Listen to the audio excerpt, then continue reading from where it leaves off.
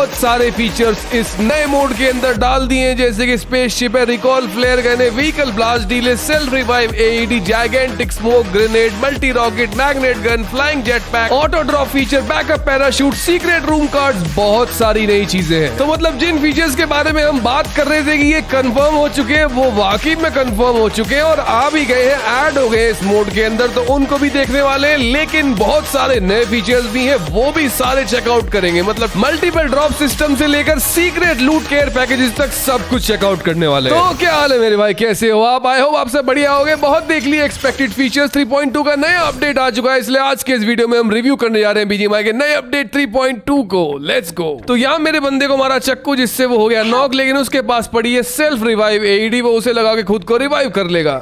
पर इस बार मेरे टीममेट को नॉक नहीं, सीधा नॉक फिनिश कर दिया जाएगा। तो मेरे पास पड़ी है हरी फ्लेयर गन, जिससे नए अपडेट 3.2 में रिकॉल टावर पे जाने की जरूरत ही नहीं पड़ेगी। अगर हरी फ्लेयर गन पड़ी है तो हरी फ्लेयर गन मारो, और जितने बंदों के पास भी रिकॉल बचा है वो सारे बंदे जहां फ्लेयर गन मारोगे वहीं पर वापस आ जाएंगे। कुछ इस तरह से बंदा इंस्टेंट रिकॉल हो जाता है, लेकिन तुम्हारे कंट्रोल में होगा। बैकअप पैराशूट ऊंची जगह से जंप करने के काम में आने वाला है। ऊंचाई से कूदोगे तो पैराशूट खोल देना, डैमेज नहीं होगा और नॉक होने का रिस्क खत्म हो जाएगा। लेकिन पैराशूट कट करना है तो कट भी कर सकते हो, और ऐसे कितनी भी ऊंचाई से बिना किसी डर के पैराशूट खोल के आराम से लैंड हो सकते हैं, डैमेज ही नहीं होगा। Vehicle blast delay feature finally game में ऐड हो चुका है, जिसके बारे में हम पहले बात कर रहे थे कि गाड़ी की पूरी हेल्थ डैमेज होने के बाद भी गाड़ी फटेगी नहीं, तो टाइम मिल जाएगा गाड़ी से कूद के बच के निकलने का।